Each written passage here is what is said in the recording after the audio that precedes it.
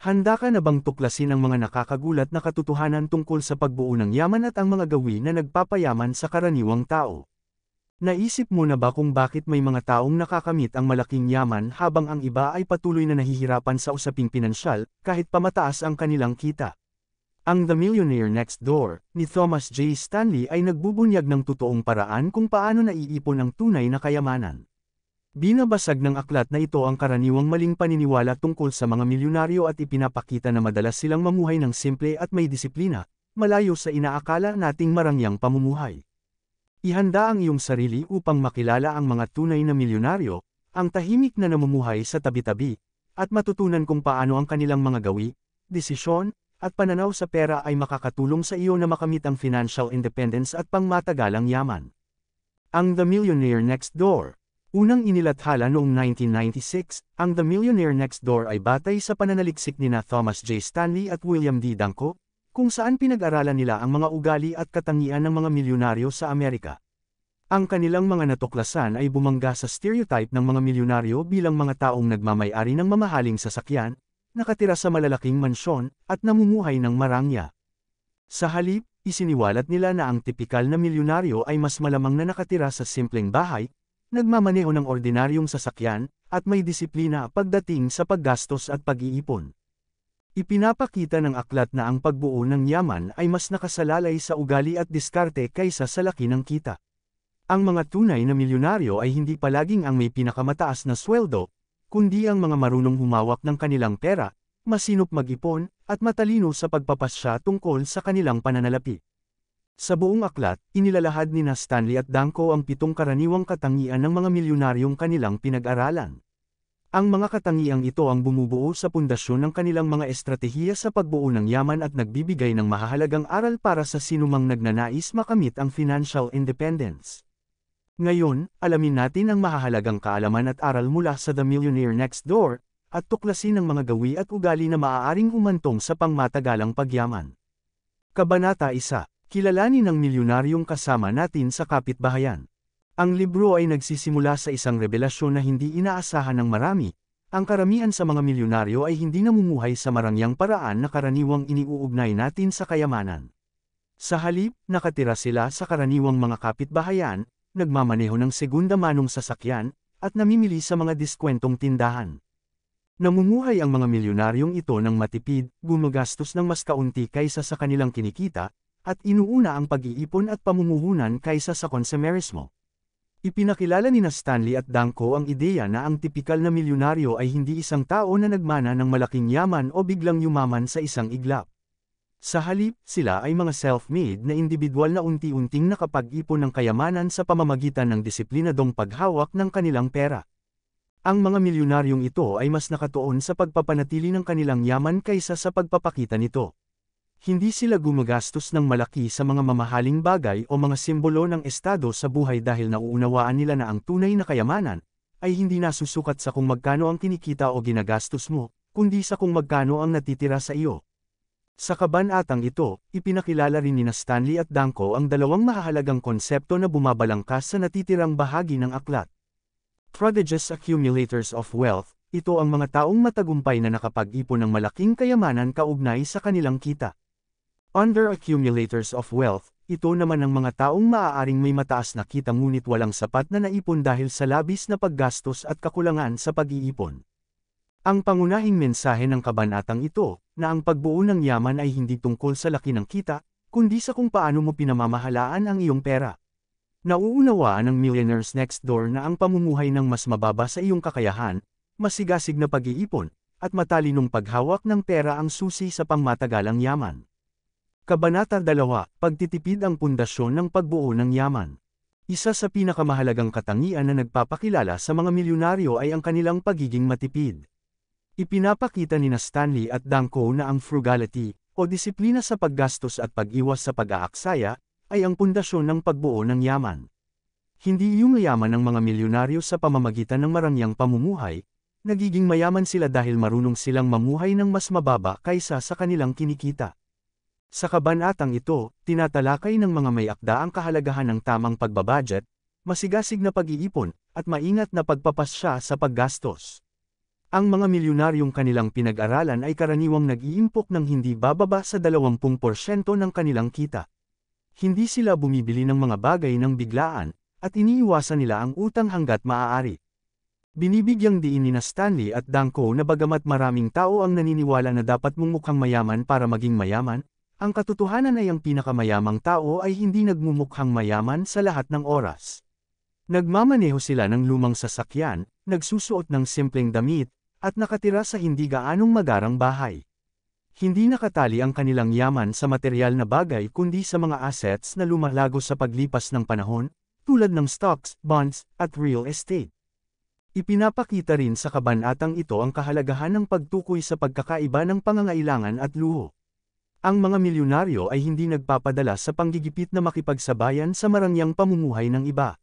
Mas inuuna nila ang kanilang financial independence kaysa sa pagpapakita ng yaman. Nauunawaan nilang ang bawat pisong ginastos sa mga hindi kinakailangang bagay ay isang pisong hindi na na-invest para sa kanilang kinabukasan. Ayon sa mga may akda, ang pagtitipid ay hindi tungkol sa pagkait sa sarili ng kasiyahan.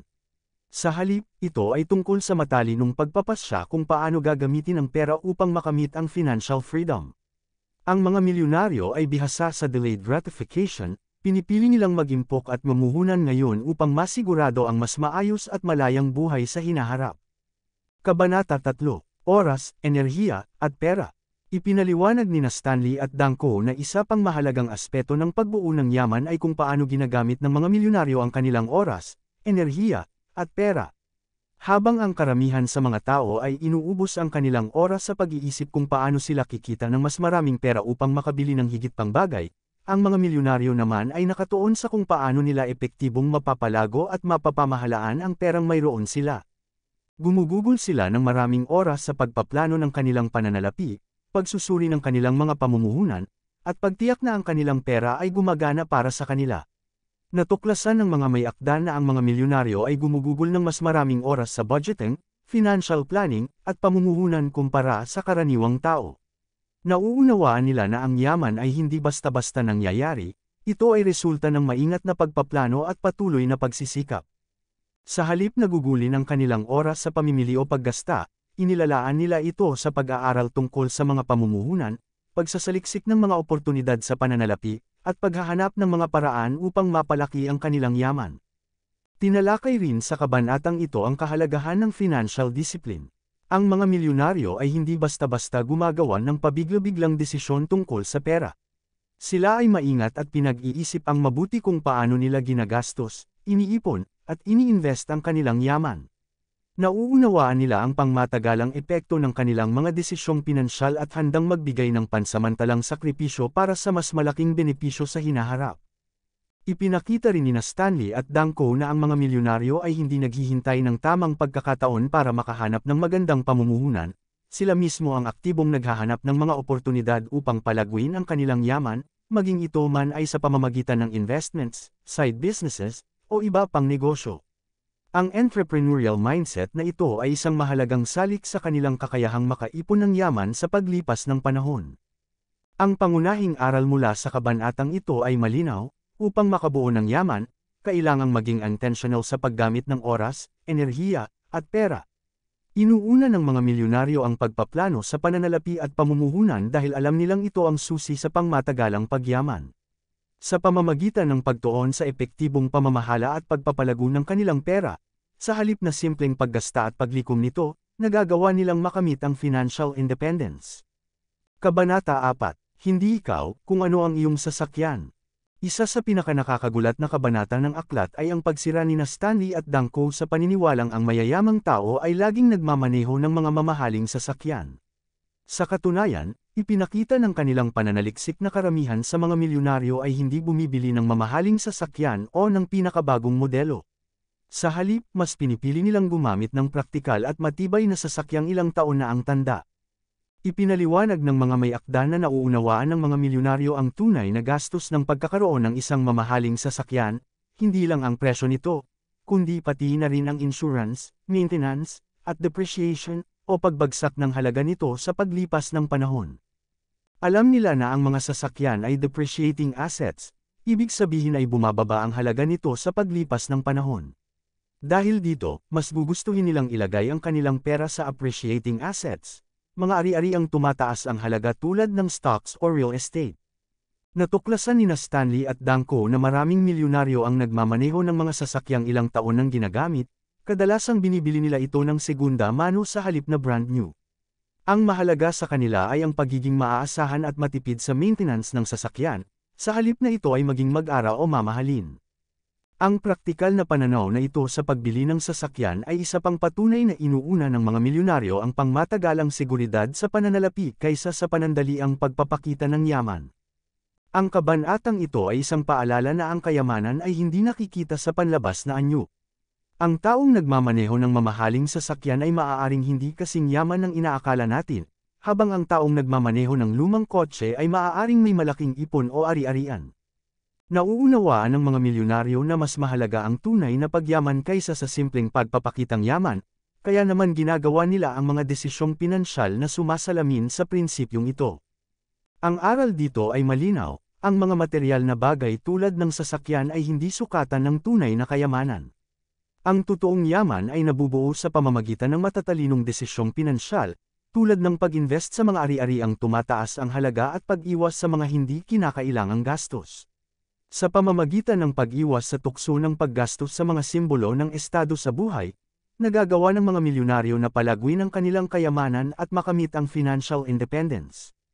Kabanata 5. Economic Outpatient Care, Pinansyal na Pag-aalagang Pang-ekonomiya. Sa kabanatang ito, tinatalakay nina Stanley at Danko ang isang hindi kanais-nais na konsepto na tinawag nilang Economic Outpatient Care, ang pagbibigay ng suportang pinansyal ng mayayamang magulang sa kanilang mga anak na nasa hustong gulang na. Ipinaliwanag ng mga may akda na bagamat maraming magulang ang naniniwala na ang pagbibigay ng pera sa kanilang mga anak ay makakatulong sa kanila upang maging matagumpay sa pananalapi, madalas ay kabaligtaran ang nangyayari. Ayon sa pananaliksik nina Stanley at Danko, ang mga anak na patuloy na umaasa sa tulong pinansyal ng kanilang magulang ay mas hindi nagiging financially independent. Sa halip na matutong humawak ng kanilang sariling pera, nagiging palaasa sila sa suportang pinansyal. Ang ganitong uri ng dependency ay maaaring hadlangan ang kanilang pag-unlad sa pananalapi dahil hindi nila natutunan ang disiplina at kasanayan sa paghawak ng pera na kinakailangan upang makabuo ng sariling yaman. Bukod dito, ang economic outpatient care ay maaaring magdulot ng sense of entitlement sa mga tumatanggap ng tulong pinansyal. Dahil dito, maaaring masanay silang mamuhay ng lampas sa kanilang kakayahan at umasa sa regular na pinansyal na tulong upang mapanatili ang kanilang lifestyle. Maaari rin itong maapektuhan ang relasyon sa pamilya. Ang mga magulang ay maaaring makaramdam ng bigat ng patuloy na pagbibigay ng suporta, habang ang mga anak naman ay maaaring umasa na lamang dito sa halip na magsikap upang maging financially independent. Ipinapakita ng kabanatang ito ang mahalagang aral para sa parehong magulang at anak. Ang financial independence ay isang mahalagang sangkap ng pangmatagalang pag-unlad sa pananalapi. Bagamat likas sa mga magulang ang hangarin na matulungan ang kanilang mga anak, mas makakabuti sa kanila sa hinaharap kung ituturo nila ang mga prinsipyo ng responsableng paghawak ng pera at pagbuo ng sariling yaman. Nauunawaan ng mga milyonaryo na ang pagiging self-reliant ay mahalaga sa pagtatamo at pagpapanatili ng tagumpay sa pananalapi. Kabanata 6. Affirmative action at ang papel ng pamilya. Sa kabanatang ito, tinalakay nina Stanley at Danko ang papel ng pamilya sa pagbuo ng yaman.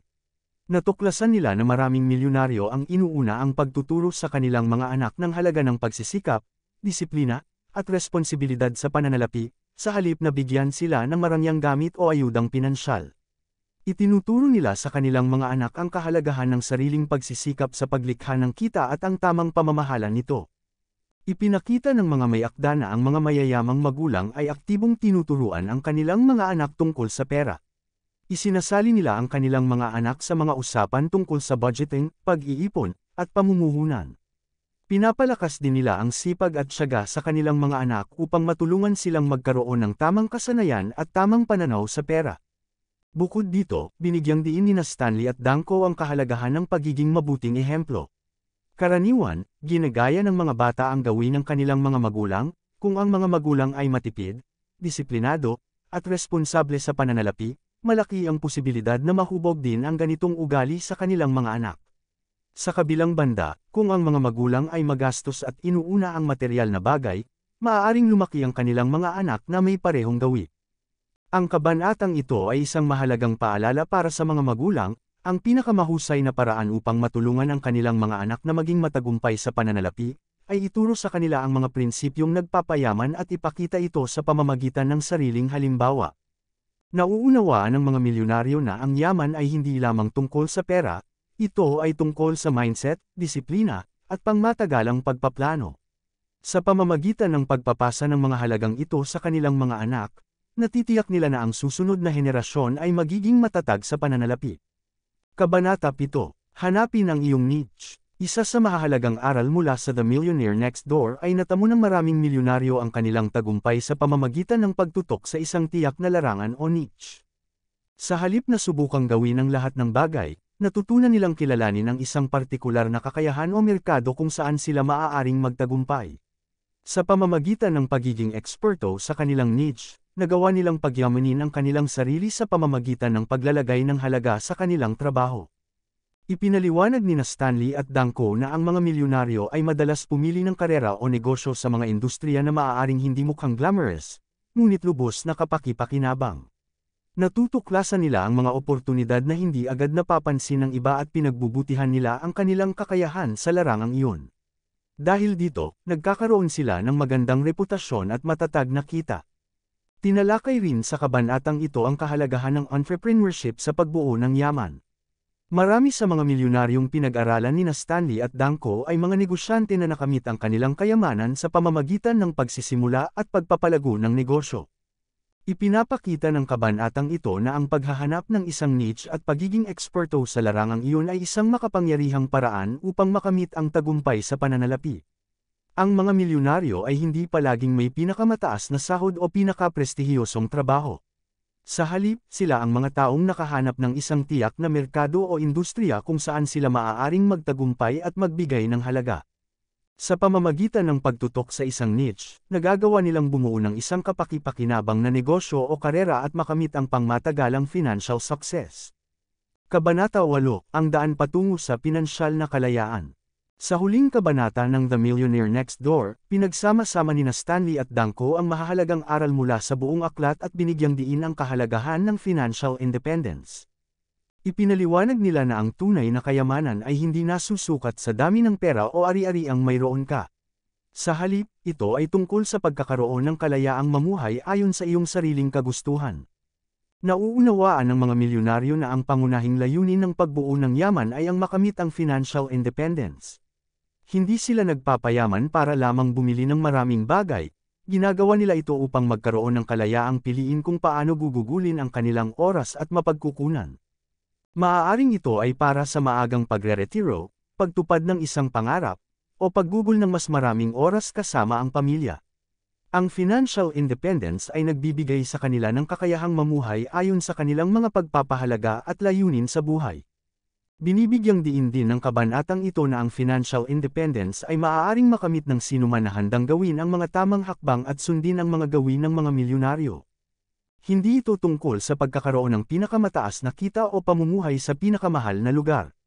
Ito ay tungkol sa pagiging disiplinado sa pananalapi, pag-iwas sa labis na paggastos, masigasig na pag-iipon, at matalinong pamumuhunan.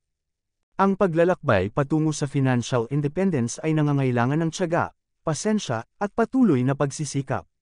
Nauunawaan ng mga milyonaryo na ang kayamanan ay hindi nabubuo sa isang gabi kundi sa pamamagitan ng maingat na pagpaplano at matagalang disiplina. Sa pagsunod sa mga prinsipyo ng The Millionaire Next Door, sinuman ay maaaring magsimula sa landas patungo sa financial independence at pangmatagalang seguridad sa pananalapi. Conclusion. Sa kabuuan, ang The Millionaire Next Door ay nag-aalok ng isang bagong pananaw sa kung ano ang ibig sabihin ng pagiging mayaman. Sinisira nito ang karaniwang paniniwala tungkol sa mga milyonaryo at ipinapakita na ang tunay na yaman ay nabubuo sa pamamagitan ng disiplina, pagtitipid, at matalinong pagpapasya sa pananalapi. Ang mga tunay na milyonaryo ay hindi ang mga taong nagpapakita ng kanilang kayamanan sa pamamagitan ng mga mamahaling sasakyan at mansyon.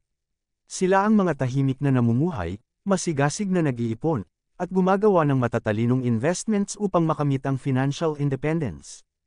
Ang pangunahing mensahe ng aklat ay ito: Sino man ay maaaring makabuo ng yaman sa pamamagitan ng pagsunod sa mga gawi at ugali ng mga milyonaryo. Sa pamamagitan ng pamumuhay ng mas mababa sa iyong kinikita, masigasig na pag-iipon, matalinong pamumuhunan, at tamang pagpaplano sa pananalapi, maaari mong makamit ang financial independence at ang kalayaang dulot nito. Handa ka na bang simulan ang iyong paglalakbay patungo sa financial independence? Ang landas ay maaaring mas simple, kaysa sa iyong inaakala. Nagsisimula ito sa pagbabago ng iyong pananaw at pagsunod sa mga gawin ng milyonaryo na maaaring humantong sa pangmatagalang kayamanan at tagumpay. Kung nakatulong sa iyo ang buod na ito, huwag kalimutan na mag-like, i-share, at mag-subscribe sa ating channel para sa mas marami pang Tagalog audiobook gaya nito. Ibahagi sa amin sa comments kung paano mo balak ipatupad ang mga estratehiyang ito sa iyong pang-araw-araw na buhay. Hanggang sa susunod, manatiling produktibo at patuloy na paghusayin ang iyong paggamit ng oras.